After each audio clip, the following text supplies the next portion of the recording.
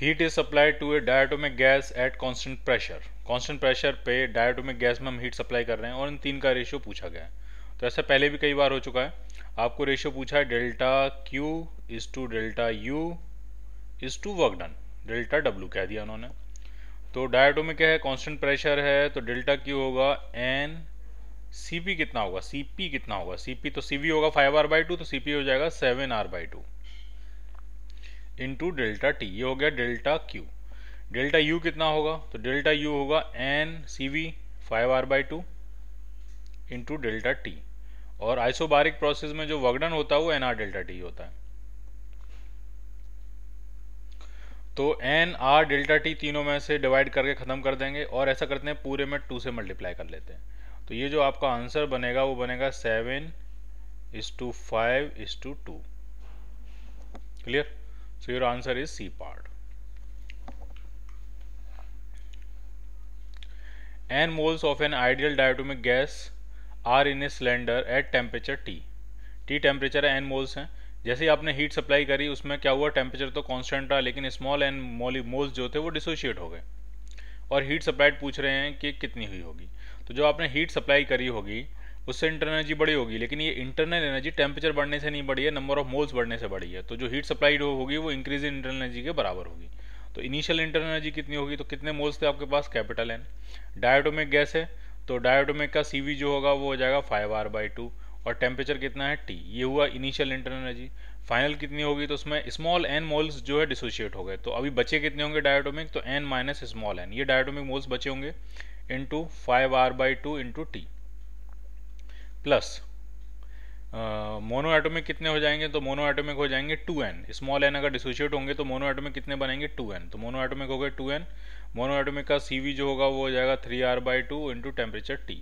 तो ये है फाइनल इंटरनल एनर्जी, ये है इनिशियल इंटरनल एनर्जी। तो जो हीट सप्लाइड होगी वो हो जाएगी final internal energy minus initial, final minus initial कर लो, आपको आंसर मिल जाएगा।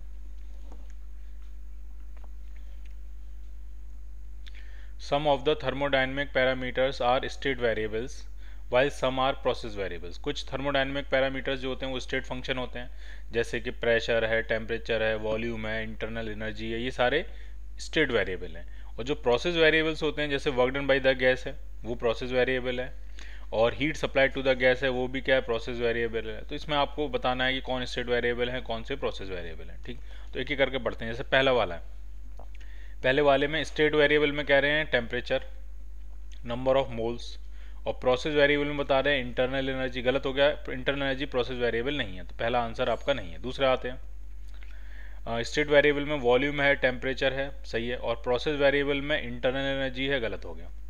तीसरा, स्टेट वेरिएबल में work done by the gas है, गलत हो गया। Work done by the gas जो होता है वो प्रोसेस वेरिएबल होता है। ठीक।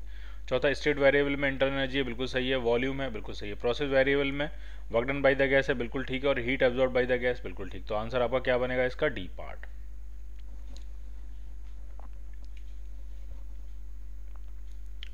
In a process, the pressure of a gas is inversely proportional to the square of the volume।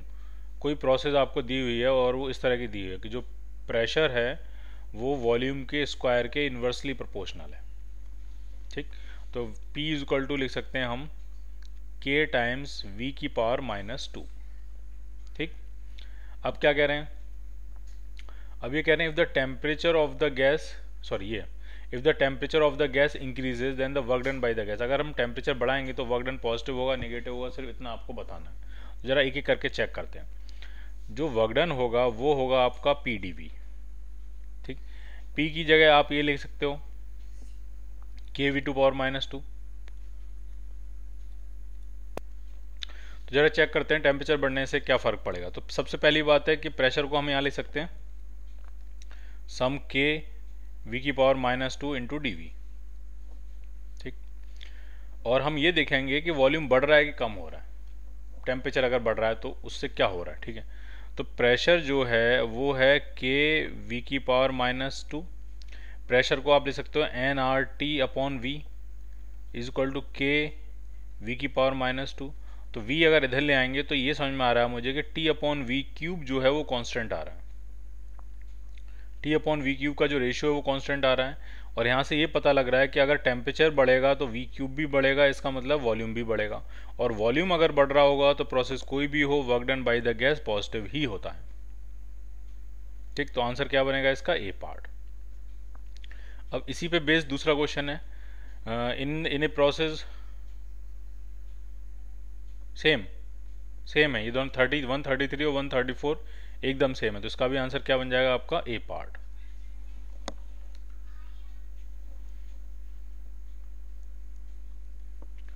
A vessel contains an ideal monoatomic gas which expands at constant pressure। एक vessel है, उसके अंदर ideal monoatomic gas है और वो constant pressure पे expand करती है।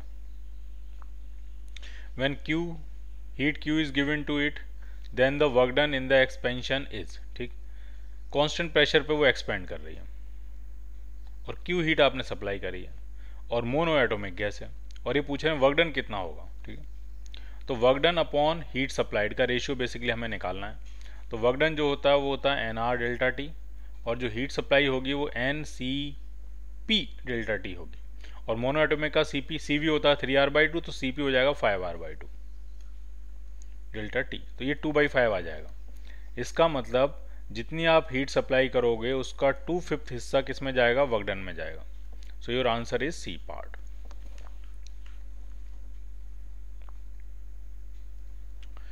Suppose 0.5 mole of an ideal gas undergoes an isothermal expansion as energy is added to it as heat Q।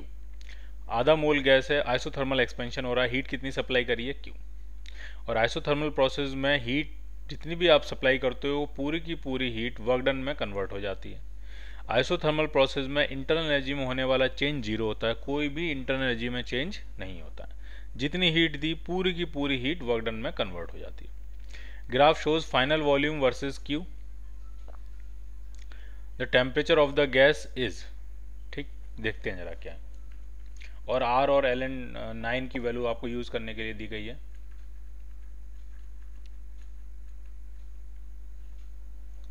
तो ये ग्राफ है, ये हीट सप्लाई कर रहे हो और ये वर्क डन है। ठीक, तो हीट सप्लाई, सॉरी, ये हीट सप्लाई कर रहे हो और ये आपका वॉल्यूम है। ठीक, तो वॉल्यूम में रिलेशन क्या होता है? जो Q होता है वो होता है आपका nRT ln V2/V1।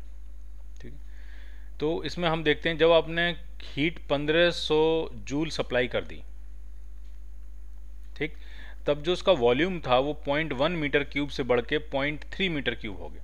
Number of moles कितने थे? शायद हाफ थे। आर की वैल्यू आपको दी हुई है वो हम डालेंगे। टेम्परेचर के बारे में बात करेंगे, टेम्परेचर ही निकालना है आपको।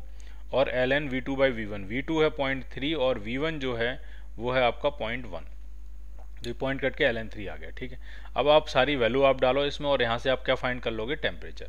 ln3 डालना है और R डालना है, ये शायद दोनों आपको दिया हुआ है, ln3 और R, जरा चेक कर लेते हैं। R तो दिया हुआ है आपको, बट ln3 नहीं दिया है, ln9 दिया है। ठीक, तो ln3 कैसे निकालेंगे? तो ln9 को लिखेंगे 3 का स्क्वायर, तो ये हो जाएगा 2 टाइम्स ln3, और वो आपको 2 दिया है, तो ln3 की वैल्यू आपको 1 डालनी है। जैसा कह रहे हैं वैसे ही डालना है हमने, तो ln3 की वैल्यू क्या डालनी है आपने? 1 डालनी है। क्लियर?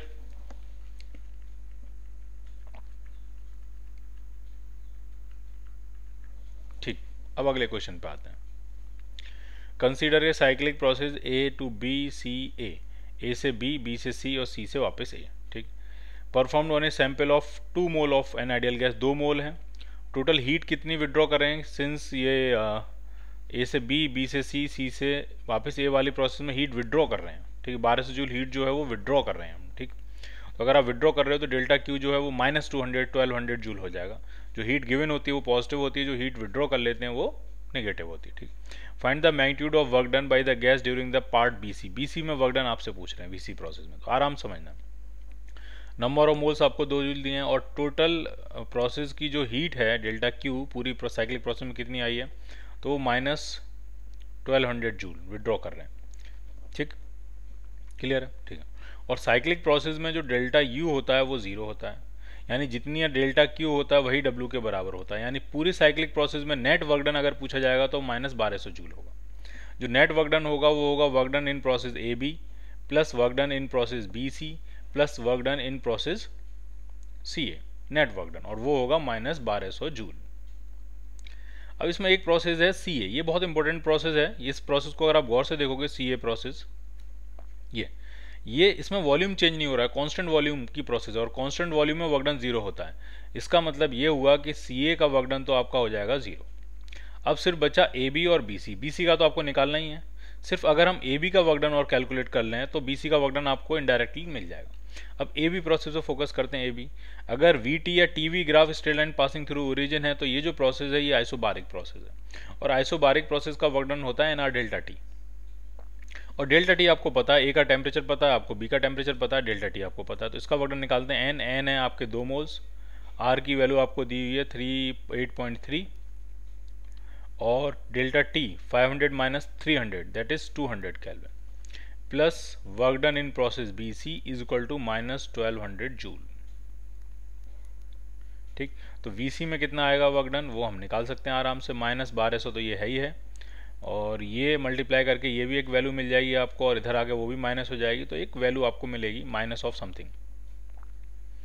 ठीक है, तो वो आपको मिल जाएगा। ठीक है, एस्टिमेट ले सकते हैं। ये 200 तो 2 से मल्टीप्लाई करते ही 400 हो गया, 400 हो गया, और ये लगभग 8 के आसपास मान सकते हैं इसको, तो ये 3200 से थोड़ा ज़्यादा रहेगा, और 1200 ये है, तो ये लगभग 4400 से थोड़ा ज़्यादा रहेगा, तो आपका आंसर आएगा C पार्ट। बट इन सभी आंसर्स में क्या लगा होना चाहिए, एक माइनस, क्योंकि BC प्रोसेस आप माइनस तो आप देख के बता सकते हो, कैसे समझो।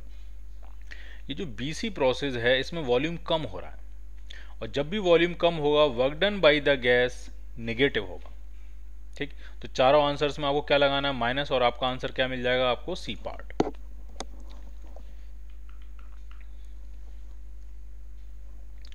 The quantity of heat Q is supplied to a monoatomic ideal gas which expand at constant pressure। Q heat supply कर रहे हो, कांस्टेंट प्रेशर पे गैस जो है एक्सपेंड कर रही है, और आपसे फ्रैक्शन पूछ रहे हैं W/Q का। तो ऐसा कई बार हम कर चुके हैं, कई बार निकाल चुके हैं W/Q का फ्रैक्शन कितना होगा। W होगा NR डेल्टा T, क्योंकि कांस्टेंट प्रेशर पे गैस बढ़ रही है, और Q होगा NCP, मोनोएटॉमिक का CP कितना होता है, तो वो होता है 5R/2 इंटू डेल्टा T। तो ये रेशियो कितना आ जाएगा, ये आ जाएगा 2/5, A part. 3 moles of an ideal monoatomic gas perform a cyclic process as shown in a figure। 3 moles हैं मोनोएटोमिक गैस के, 1 से 2, 2 से 3, 3 से 4 और 4 से वापस 1 आने के। ठीक, टेम्परेचर चारों पॉइंट्स का आपको दिया है। T1 दिया आपको 400 केल्विन, T2 दिया है 800 केल्विन, T3 दिया है 2400 केल्विन, और T4 दिया है आपका 1200 केल्विन। चारों का आपको टेम्परेचर दिया है, और work done by the process पूछ रहे हैं कि साइक्लिक प्रोसेस में वर्क डन कितना होगा। ठीक है, तो ये बहुत ही सिंपल है। जो 1 से 2 वाली प्रोसेस है वो आइसोकोरिक है, वॉल्यूम कांस्टेंट है, तो उसमें वर्क डन नहीं होगा। और 3 से 4 वाली जो प्रोसेस है वो भी आइसोकोरिक है, उसमें भी वॉल्यूम कांस्टेंट है, उसमें भी वर्क डन नहीं होगा, तो इन दोनों का वर्क डन तो हो जाएगा 0। अब बचा 2 से 3 और 4 से 1, तो ये दोनों आइसोबारिक प्रोसेस हैं, और आइसोबारिक प्रोसेस में work done NR delta T होता है। तो 2 से 3 का अगर हम देखें वर्क डन, तो वो जाएगा N नंबर ऑफ मोल्स कितने हैं, 3 मोल्स, R की वैल्यू बाद में डालेंगे, delta T T3 minus T2, plus 4 से 1 का वर्क डन कितना हो जाएगा, NR delta T T1 minus T4। T3 minus T2 करेंगे तो कितना आएगा, तो 2400 है T3, और T2 है 800। तो आप सारी वैल्यू डालो, सॉल्व कर लो, R की वैल्यू बाद में डाल देना, और आपको आंसर मिल जाएगा।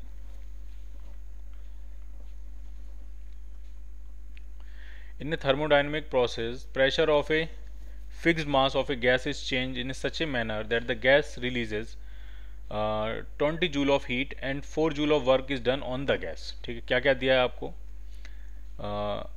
कितनी हीट रिलीज करी, डेल्टा Q, तो वो हीट रिलीज करी है 20 जूल, तो -20 जूल हो जाएगी। हीट रिलीज जो होती है वो नेगेटिव, और जो सिस्टम हीट एब्जॉर्ब करता है वो पॉजिटिव।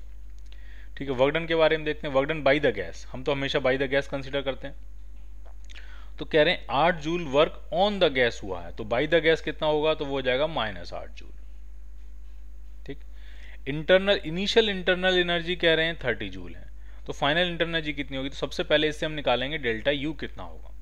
तो फर्स्ट लॉ क्या कहता है, delta Q is equal to delta U plus W। सारी वैल्यू डाल देते हैं। डेल्टा Q है -20 जूल, डेल्टा U आपको निकालना है, और वर्क डन है -8, तो इधर आके +8 हो जाएगा, तो डेल्टा U जो आपका आया वो -12 जूल आया। 12 जूल इंटरनल एनर्जी में डिक्रीज होगा। माइनस क्या कहता है, इंटरनल एनर्जी में क्या होगा, ये डिक्रीज। यानी इनिशियल इंटरनल एनर्जी अगर 30 जूल थी तो फाइनल आपकी 18 जूल ही रह जाएगी, क्योंकि 12 जूल का डिक्रीज हो गया। सो your answer is D part. Ideal mono atomic gas है और डेल्टा क्यू और डब्ल्यू का रेशियो पूछा गया, हीट सप्लाई करने को सब कुछ दिया। तो ये भी बहुत आसान है, ऐसे कई बार कर चुके हैं। VT graph straight line passing through origin है, तो ये हो गया कांस्टेंट प्रेशर, और कांस्टेंट प्रेशर के केस में हम कई बार निकाल चुके हैं डेल्टा क्यू और डेल्टा डब्ल्यू का रेशियो।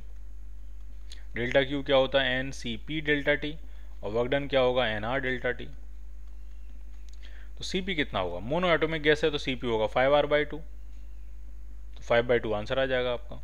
तो ये रेशियो कितना आ जाएगा आपका, 5:2। अभी भी निकाला था 2-3 क्वेश्चन पहले।